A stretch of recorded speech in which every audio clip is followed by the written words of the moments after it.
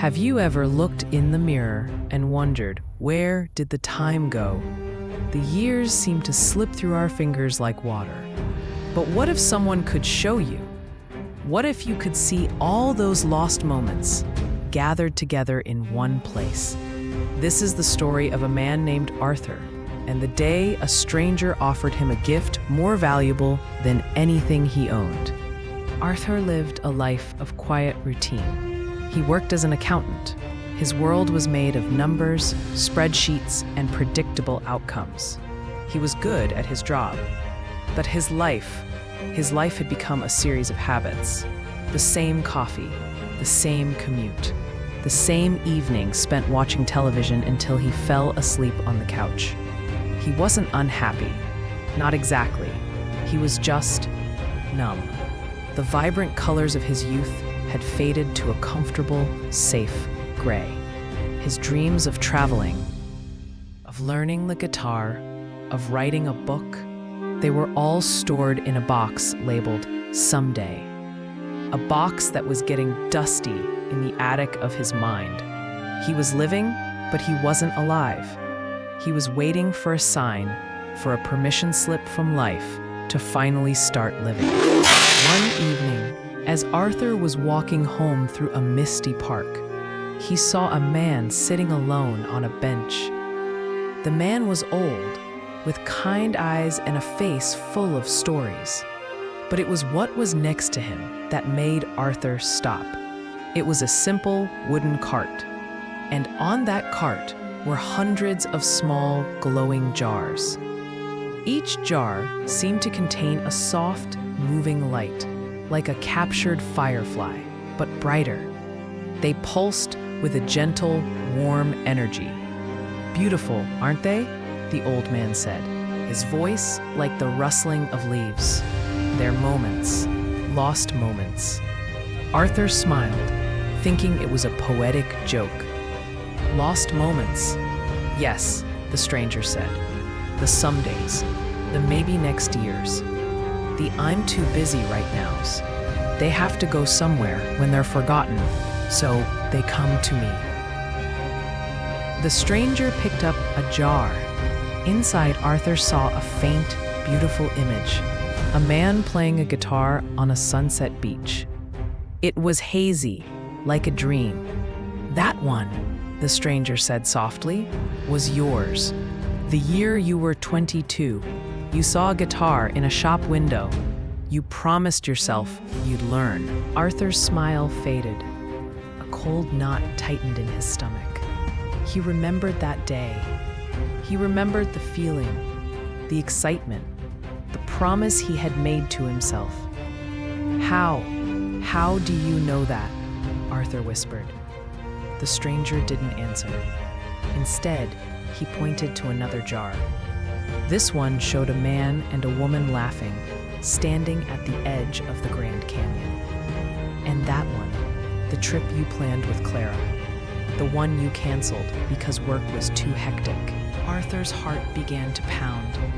Clara, his first love, the one he let go because he was too focused on building a stable future. One by one, the stranger showed him the jars, the book he never started writing, the friends he stopped calling, the hiking trail he never explored, the reconciliation with his brother he kept postponing. Each jar was a dream deferred, a promise broken, a path not taken. They weren't just jars. They were a museum of his regrets, a gallery of the life he could have lived. Arthur stared at the cart, now seeing it not as a thing of beauty, but as a monument to his own fear. The glowing lights weren't warm anymore. They were accusing. They were the ghost of his own potential. He felt a profound, crushing emptiness. He had spent his life being careful, being responsible, building a fortress of security, but he had been a prisoner inside it. He looked at his hands, the hands that had typed so many numbers, but had never learned to play a chord. He looked at his shoes, The shoes that had walked the same path to the office for 20 years, but had never stood on a mountain peak. Tears welled in his eyes. All this time, he choked out, his voice cracking. I thought I was building a life, but I was just collecting dust. These aren't lost years. They are me.